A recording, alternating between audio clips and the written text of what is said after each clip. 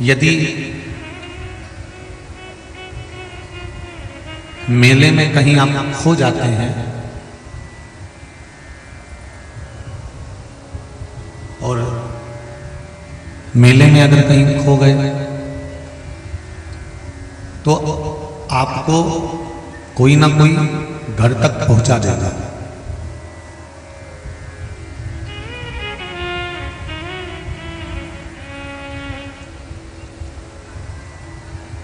मेले में खोने वाले को घर तक कोई भी पहुंचा सकता है, पर कोई यदि घर में ही खो गया तो उसको फिर परमात्मा तक पहुंचाया कैसे जाए?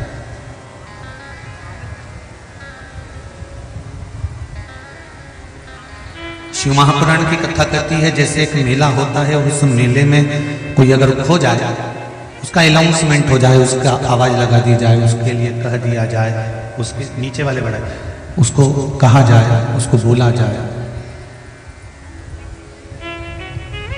कि ये खो गया है, तो उसको ढूंढ कर उसके घर तक पहुंचा दिया जाता है।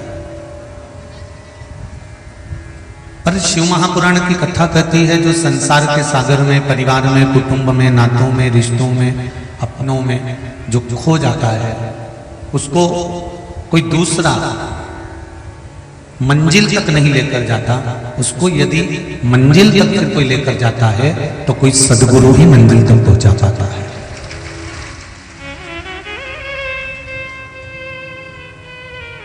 कोई दूसरा नहीं छोड़ेगा उसको मंजिल तक, कोई दूसरा उसको लेकर नहीं जाएगा मंजिल तक। मंजिल तक फिर उसको कोई सद्गुरु ही लेकर जाएगा।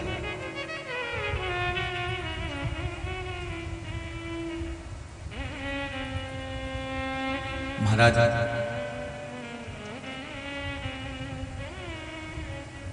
और सतगुरु कोई साधारण नहीं होना चाहिए। पानी पियो छान और गुरु करो जाना। 50 बार विचार करना कि जिससे हम गुरु मंत्र ले रहे हैं, जिसको हम गुरु बना रहे हैं, जिसको हम गुरु बनाने का प्रयास कर रहे हैं, जो हमारे गुरु बनने जा रहे हैं, वो हमको परमात्मा से मिला देंगे कि केवल लिफाफा लेंगे पैसे का और जेब में रखेंगे और चले जाएंगे।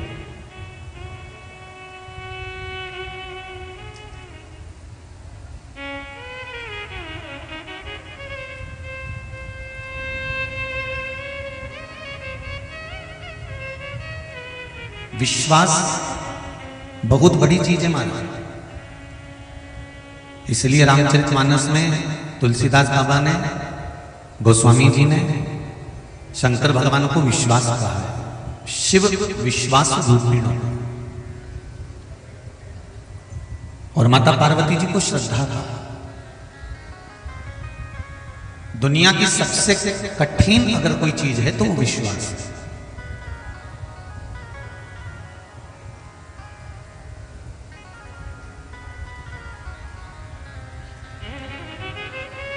विश्वास परिवार में अगर खत्म होता है ना तो अलमारियों में ताले लगना चालू हो जाते हैं। बोलो सही है कि गलत है? अगर विश्वास परिवार में अगर खत्म होना चालू हो जाए तो अलमारियों में ताले लगना प्रारंभ हो जाते हैं। और विश्वास जब दूसरे पर खत्म होने लगता है तो घर के दरवाजे पर ताले लगना चालू हो जाता है। और जब विश्वास पूर्ण तरह से समाप्त हो जाता है तब सीसीटीवी कैमरे लगना चालू हो जाते हैं कि अब विश्वास बिल्कुल बचा ही नहीं, विश्वास समाप्त हो गया।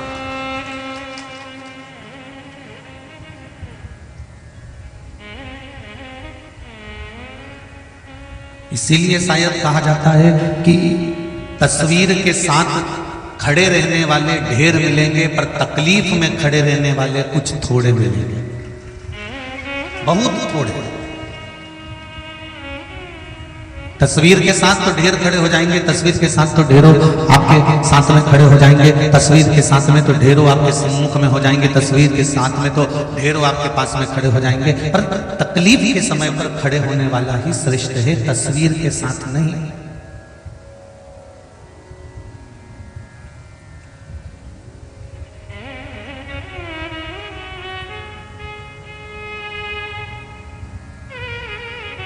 जीजियों, मेरे भाई, मेरी बहन, एक बात का ध्यान रखना, जब कोई मरता है ना और उसका जो फोटो लगा होता है, उस फोटो के पास तो ढेरों आकर फूल चढ़ाने वाले मिल जाते हैं, ढेरों।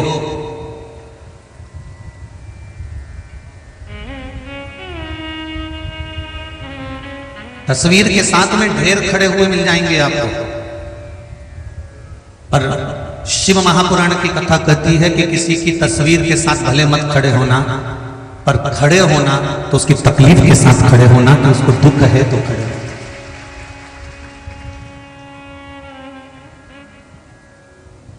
मरने के बाद आप उसको यश दें ना दें, मरने के बाद आप उसका सम्मान करें ना करें, मरने के बाद आप उसका आदर करें ना करें, मरने के बाद आप उसको पूजें ना पूजें, पर शिव महापुराण की कथा कहती है कि जब तक वो जिंदा है, जब तक वो जीवित है, जब तक उसमें श्वास है, तब तक प्रयास करना कि आप उसको सम्मान देते रहें, उसको आदर करते रहें, उसका सत्कार करते रहें।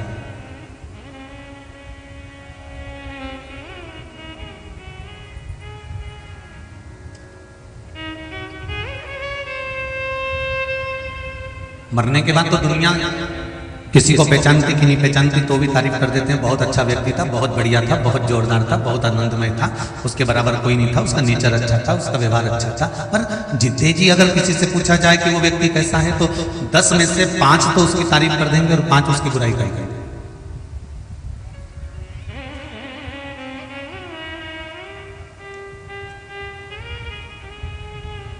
जिसकी तुम बुराई कर रहे हो ना, उस व्यक्ति से एक बार जिंदगी में मिलना जरूरी। जिसकी तुम बुराई करो उसको एक बार जीवन में जरूर मिलो कि ये बुराई करने के लायक है कि नहीं, क्योंकि संसार का 60% व्यक्ति ऐसा है जो दूसरे के कहने पर, एक ने बुराई करी, दूसरे ने चालू करी, दूसरे ने बुराई करी, तीसरे ने चालू करी, तीसरे ने बुराई करी, चौथे ने चालू करी, और करते करते करते करते जरा व्हाट्सएप पे किसी एक अच्छे व्यक्ति, बहुत अच्छा, जिसने जिंदगी भर बहुत कुछ करा हो, सबका आदर करा हो, सम्मान करा हो, सत्कार करा हो, राष्ट्र हित में भी कार्य करा हो, उसके लिए अगर कोई एक व्यक्ति कुछ बुरा लिख देता है तो नीचे कमेंट्स करने वाले ढेर सारे मिल जाते हैं। फिर उनको मौका मिल जाता है, क्योंकि तैयारी में बैठे थे कि कोई एक लिखे तो सही, पर उन समझदारों में एक भी ऐसा नहीं होता जो नीचे लिख देता है कि तुम सनातन धर्म में पैदा हुए हो कि दूसरे धर्म से पैदा होकर आ गए हो। एक तो लिखने वाला चाहिए। जब कोई सनातन धर्म पर उंगली उठाए, हिंदू धर्म पर उंगली उठाए, किसी सत्मार्गी पर उंगली उठाए, किसी अच्छे कार्य करने वाले पर उंगली उठाए, तो जितने लोग नीचे कमेंट्स कर रहे हैं उसमें एक कमेंट्स करने वाला ऐसा भी होना चाहिए कि तू सनातन धर्म की औलाद है कि दूसरे धर्म से पैदा होकर आ गया। एक लिखने वाला चाहिए जो दमदारी से लिख दे कि किस धर्म से आया है।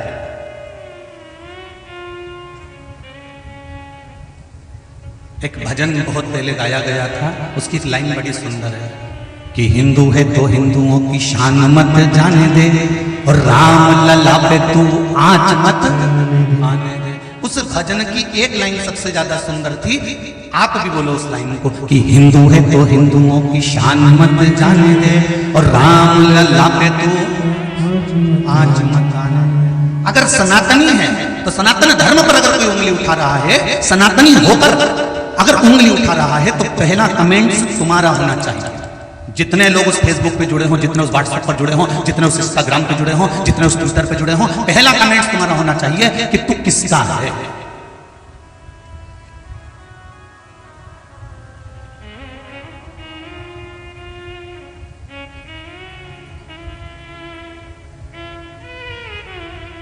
पर करें क्या? शिव महापुराण की कथा कहती है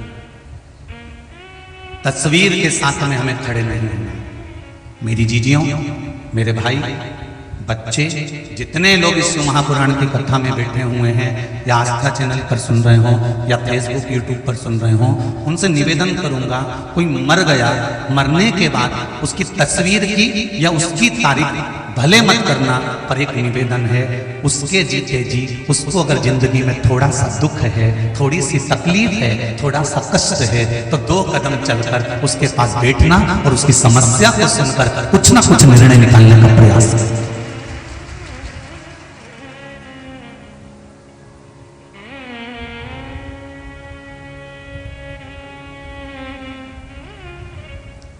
थोड़ा सा निर्णय निकालना।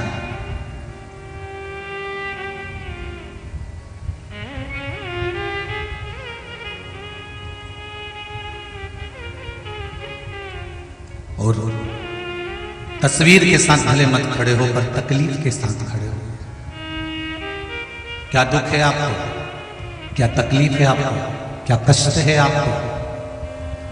और एक बात और ध्यान करना, आप हो चाहे हम हो, किसी की तकलीफ समाप्त नहीं कर सकते। बोलो, कर सकते हो क्या? अरे जम के तो बोलो। नहीं, आप भी किसी की तकलीफ समाप्त नहीं कर सकते और हम भी किसी की तकलीफ समाप्त नहीं कर सकते, पर इतना तो कर सकते हैं कि चिंता मत करना, महादेव पर भरोसा करना, वो डूबने नहीं देगा। इतना तो कर सकते हो ना। हम किसी की तकलीफ समाप्त नहीं कर सकते, हम किसी के दुख को समाप्त नहीं कर सकते। किसी को कैंसर जैसी बीमारी हो गई, किसी को ट्यूमर की बीमारी हो गई, किसी को कोई तकलीफ हो गई। कल एक आगरा से कोई भाई आए हुए हैं, चोंगे जैसी आवाज आ रही है, इसमें बेस डाल दो थोड़ा सा। आगरा से कोई भाई आए हुए हैं, तो वो अपनी बेटी को लेकर आए थे। उस बेटी के दोनों नेत्रों में ट्यूमर हो गया था और नेत्रों को निकाल दिया गया था। हैं कि गए होंगे शायद, या हो तो बैठे होंगे। बेटी के दोनों नेत्रों को ट्यूमर होने के कारणवश निकाल दिया गया। उसके बाद 9 साल पहले बेटी के दोनों नेत्र के गोलों को निकाल दिया गया। अंदर नेत्र नहीं है, तो भी उस बेटी ने अपने पिता से कहा, पापा, मैंने शिव महापुराण की कथा टीवी पर सुनी है, जब मम्मी चालू करती है कथा को। भले मेरे नेत्र नहीं आएंगे, ये मैं जानती हूं, क्योंकि मेरी आंखों के गोले तक निकाल दिए गए ट्यूमर में, पर एक बार मुझे शिव महापुराण की कथा तक ले चलो। उस बेटी का एक प्रश्न था, क्या गुरुजी आप कहते हो कि शंकर भगवान सब कुछ कर सकते हैं, तो क्या मेरे नेत्र वापस आ सकते हैं? हमने कहा, बेटी तू इतना विश्वास लेकर अगर शंकर की कथा में आई है और आंखों के अंदर के दोनों गोले तक तेरे ऑपरेशन से निकाल दिए गए हैं, तो फिर इसके बाद तो तू शंकर जी पर विश्वास करना चालू कर दे कि आज नहीं देगा तो कल देगा, पर नेत्र में एक बार ज्योति जरूर देगा। भरोसा उस पर रखना।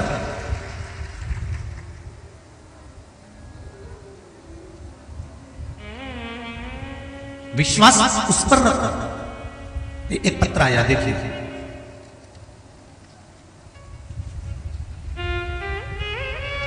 सरोज जी शर्मा पिपरिया से हैं, कहीं बैठी हो तो हाथ उठा सकती हैं। आप ही हैं, दोनों हाथ हिला दो एक बार। श्री शिवाय नमस्तुभ्यं। सरोज जी शर्मा ने पत्र में लिखा है, गुरुदेव, मेरी बेटी की शादी को 5 साल हो गए थे, उसे कोई संतान नहीं थी। आप कहते हैं मन में कोई कामना लेकर शिव महापुराण कथा सुनने से कामना पूर्ण होती है। मैं और मेरे पति ने लॉकडाउन में टीवी पर प्रतिदिन शिव महापुराण की कथा सुनना प्रारंभ करी, क्योंकि आपने कहा था चाहे पंडाल में बैठकर सुनो, चाहे आस्था चैनल पर सुनो, चाहे मोबाइल पर सुनो, अगर दिल से सुनिए तो भगवान पूरी करेगा। मैंने कथा सुनी और मेरी बेटी के घर में पुत्र की प्राप्ति हुई 5 वर्ष के बाद। ये शिव की कृपा। गुरुदेव, बेटी को जब पुत्र की प्राप्ति हो गई, बच्चे की आंख में तकलीफ हो गई, आंख में से पानी निकलना प्रारंभ हुआ, आंसू लगातार बहते रहते थे। पिपरिया के डॉक्टरों को दिखाया, डॉक्टरों का नाम भी आपने लिखा है, और चैनल वाले डॉक्टरों का नाम नहीं दिखाएंगे। डॉक्टरों को दिखाया पिपरिया के, अन्य जगह पर डॉक्टरों को दिखाया, परंतु नेत्र विशेषज्ञों को दिखाया, तो भी उसकी आंख के आंसू बंद नहीं हुए। ड्रॉप दिया, दवाइयां दी, मसाज का कहा, पर दवाइयां चलती रही पर ठीक नहीं हुई। अंत में आपने एक बार कथा में कहा था कि 1 लोटा जल शिव जी को चढ़ाइए और उसका जल लाकर आंखों में लगाना प्रारंभ किया गुरुदेव। फिर शंकर जी के मंदिर में लगे हुए दिए से ही काजल बनाकर लाई और वो बच्चे की आंख में लगाना प्रारंभ करा। गुरुजी, मेरी बेटी के आंख भी ठीक हो गई, उसका फोटो भेज रही हूँ। जो पहले आंख में तकलीफ थी और उसके बाद का फोटो में लगाकर भेज रही हूँ। मेरे यहाँ बाबा ने जो कृपा करी उसके बराबर कृपा मेरा बाबा किसी पर नहीं कर सकता। मैंने बाबा की ये करुणा है, ये कृपा। शिव तत्व इसको कहते। बैठो बहन बैठो। श्री शिवाय नमस्ते। हम किसी की तस्वीर के साथ खड़े होंगे तो उसके मरने के बाद खड़े होंगे।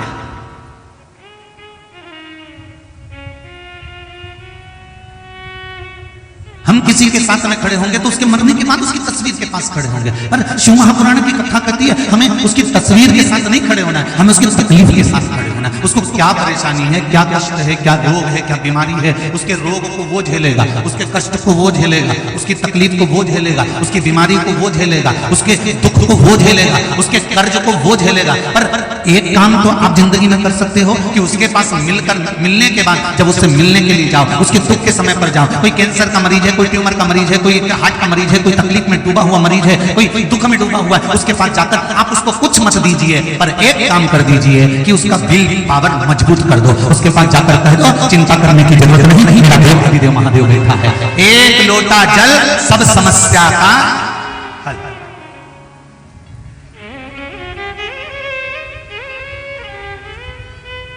आप उसके पास जाइए, आप उसके चरणों में जाइए, आप उससे जाकर निवेदन करिए, आप उसके चरणों में जाकर विनती करिए, वो कृपा करेगा।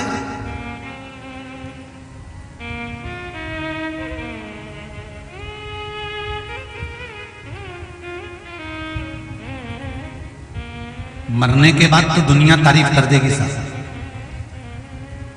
और इन मुंह दिखाई वालों से तो बहुत दूर रहना रे बाबा। जितने मुंह दिखाई वाले होते हैं ना, शादी के समय पर बहू आती है और उसकी मुंह दिखाई होती है, इधर होती कि नहीं होती? अरे बोलो तो, इतना सारा घूंघट लोग डाले ने बैठे ने, फिर रिश्तेदार आते जाए न मुंडा देखते जाए, न रकम देते जाए, न कोई कान का दे, न कोई पायल दे, न कोई बिछुड़ी दे, न कोई हाथ का दे, न कोई रुपया दे, न कोई सामान दे। तो जितने मुंह दिखाई वाले होते हैं इनसे जरा दूरी बनाकर रखना, क्योंकि ये मुंह दिखाई वाले ही एक दिन जिस बहू की मुंह दिखाई करते हैं उसकी एक ना एक दिन बुराई जरूर करते हैं, ये निश्चित।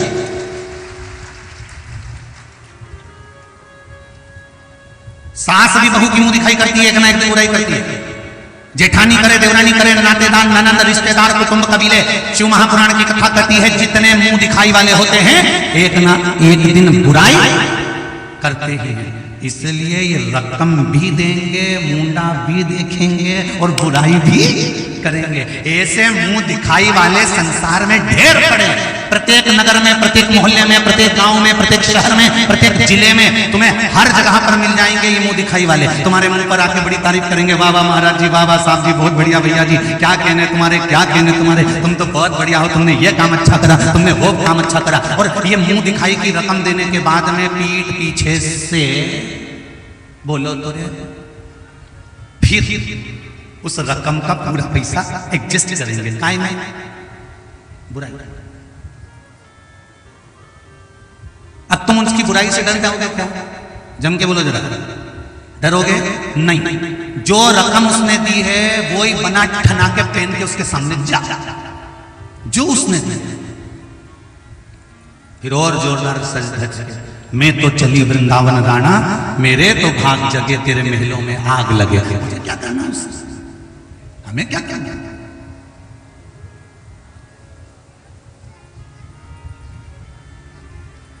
अपशब्द कहने वाले अपशब्द कहेंगे, ताना देने वाला ताना देगा, गाली देने वाला गाली देगा, आड़ा टेढ़ा बोलने वाला आड़ा टेढ़ा बोलेगा, अपशब्द कहने वाला अपशब्द कहेगा। पर हमको उसके कहने में नहीं चलना, हमको तो अपने हृदय को जो अच्छा लगे, अपनी चित्त वृत्ति को जो अच्छा लगे, अपने मन को जो अच्छा लगे वैसा हमको करना।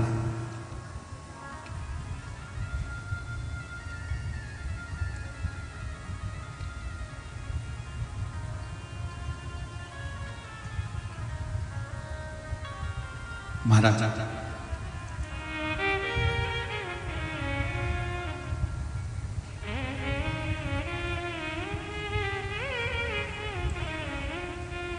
शिव महापुराण की कथा कहती है, प्रयास करना कि अपने जीवन में हम किसी के काम आ सके, निंदा में नहीं, बुराई में नहीं, छल में नहीं, कपट में नहीं, प्रपंच में नहीं, हम उसके अच्छे कार्य में उसके साथ आ जाए।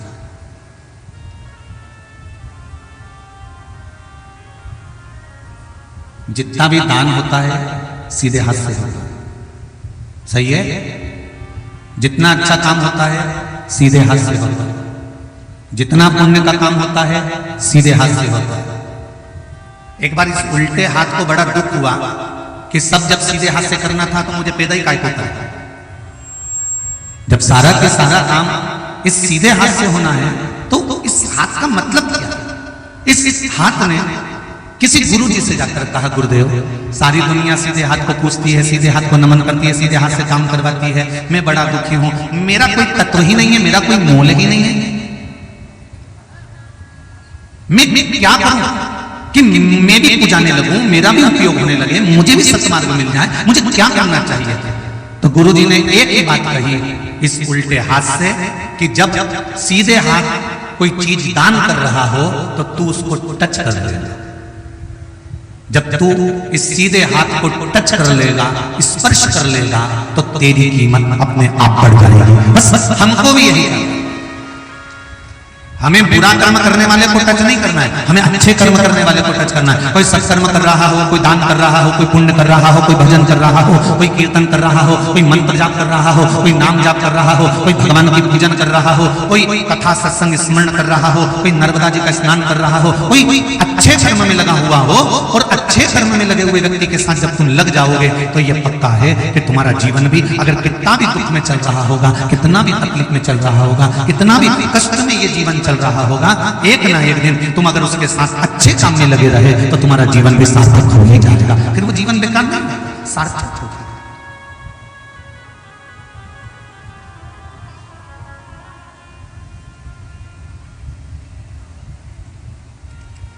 तीन,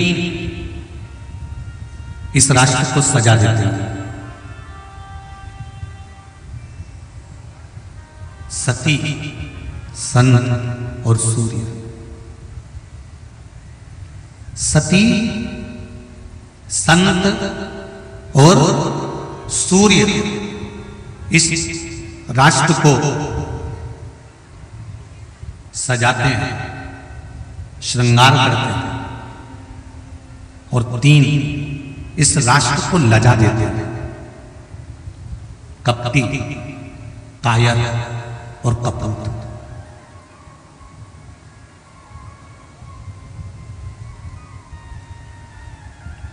इस भारत की भूमि को गौरवान्वित करने वाले, इस भारत की भूमि को आनंद देने वाले, इस राष्ट्र को सजाने वाले, इस राष्ट्र को संवारने वाले, श्रृंगार करने वाले में तीन आते हैं। पहले नंबर पर कौन है? जम के बोलो जरा, सती। दूसरे नंबर पर, जम के बोलो जरा, संत। और तीसरे नंबर पर सूर्य।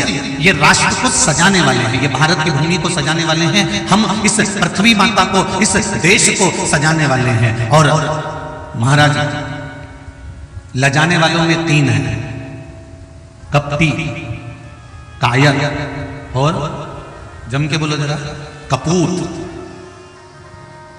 ये तीन राष्ट्र को लजा देते हैं।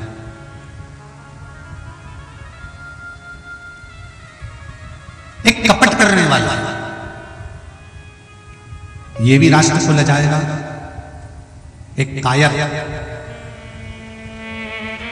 थोड़ा सा किसी ने कुछ कह दिया, थोड़ा सा कुछ बोल दिया, डर के मारे कमरे में जाकर घर के अंदर बैठ गया। कायर भी लजाता है राष्ट्र को।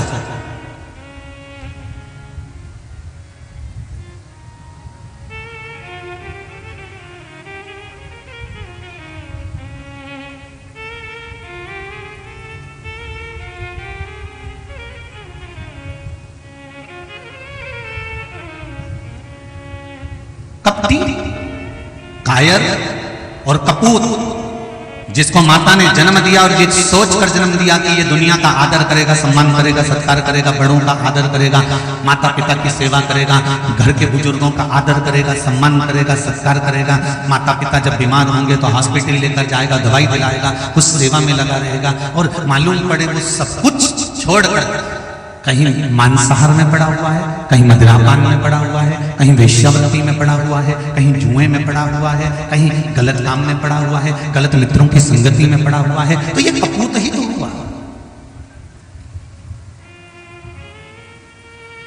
ये भारत की भूमि को लजाने वाले कपटी, कायर और कपूत, ये राष्ट्र को लज्जित करने वाले।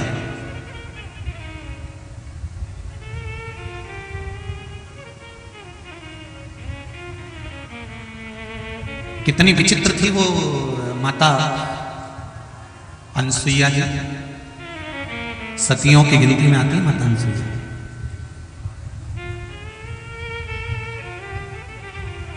और अनसुईया माता के यहां पर ब्रह्मा विष्णु महेश तीनों भिक्षा मांगने के लिए गए थे।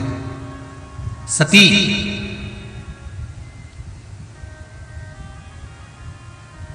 केवल एक माता अनसुईया ऐसी थी जिसने सात्वित्व लोक बनाया था, जिसमें सौभाग्यवती माताएं जब अपने पति के कंधे पर शमशान तक जाती हैं तो वो सात्वित्व लोक में जाती है। सात्वित्व लोक। और एक बार माता पार्वती जी ने शिव जी से प्रश्न किया था, बहुत सावधानी से सुनना, नर्मदा शिव महापुराण की कथा चल रही है, कई लोगों के मन का प्रश्न हो सकता है इस कथा के माध्यम से मिल जाए। एक बार माता पार्वती जी ने शिव जी से एक प्रश्न किया, भोलेनाथ बाबा।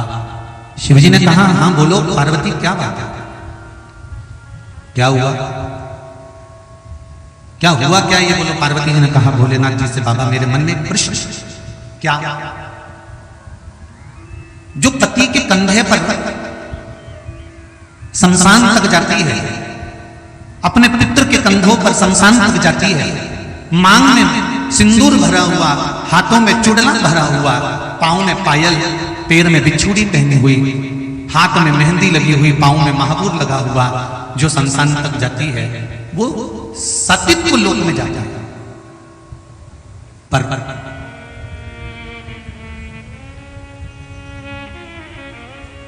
चंचुला देवी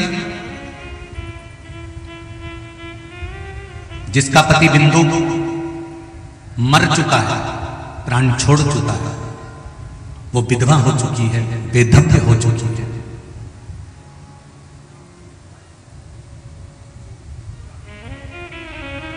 शिव महापुराण की विधेश्वर संहिता का, शिव महापुराण का महत्व है, बड़ा बड़ा ध्यान से सुनना। चंचुला देवी तो बेधव्य हो चुकी है, बेधव्यता धारण कर ली है उसने, और चंचुला देवी बेधव्य हो गई है, तो मां पार्वती जी कर रही है भोलेनाथ जी से,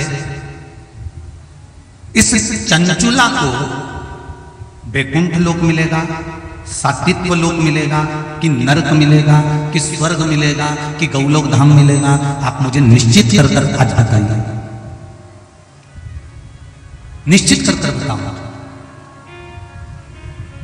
आप बताओ कि इसको क्या मिलने वाला है। भगवान शंकर ने उसी समय पर पार्वती जी को एक बड़ा सुंदर वाक्य कहा, पार्वती पति के कंधे पर मांग भरी हुई, हाथ में चुड़ला पहनी हुई, पांव में बिछुड़ी पहनी हुई, हाथ में मेहंदी लगाई हुई, पांव में महाबूर लगाई हुई नारी जो शमशान तक जाती है वो सात्वित्व लोक में जाती है। पर सुनो पार्वती, आज मैं तुमको एक बहुत सुंदर संवाद कहता हूं। पार्वती, जिस नारी का पति चले गया है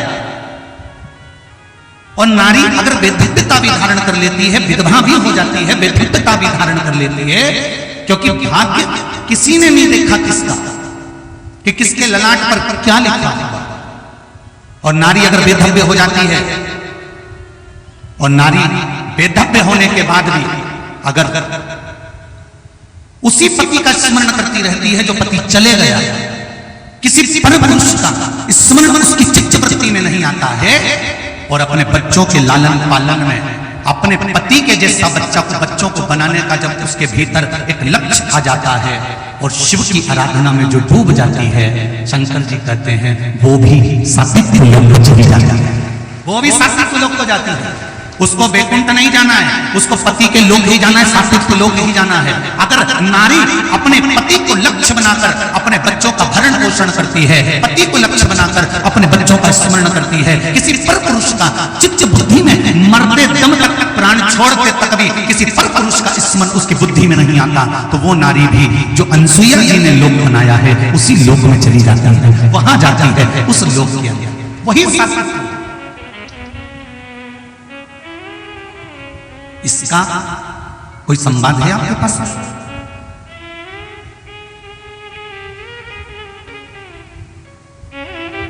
भोलेनाथ जी ने तो कह दिया कि सात्विक, इसका कोई संवाद है? शंकर भगवान कहते हैं संवाद की जरूरत क्या है? चंचुला देवी का पति मरा, बिंदु के प्राण छूटे, प्रेत योनि में चले गया। चंचुला ने 7 दिन तक 9 दिन तक शिव महापुराण की कथा का स्मरण करा। चंचुला का पति प्रेत योनि से छूटा। चंचुला सामने खड़ी हुई थी और भगवान शंकर ने पूछा, चंचुला तू रो क्यों रही है? चंचुला कहती है, मैं कहाँ जाऊंगी, पति लोक में जाना है मुझको, मैं कहाँ जाऊँ, मुझे वैकुंठ नहीं जाना, मुझे किसी लोक में नहीं जाना, मुझे पति लोक में सात्विक लोक में जाना है। तो शंकर भगवान ने कहा, चंचुला तू चिंता मत कर, तूने 7 दिन की शिव महापुराण की कथा श्रवण करी है, तू बेधव्य होने के बाद भी जा, मैं तुझे भेज देता हूं उस पति लोक में।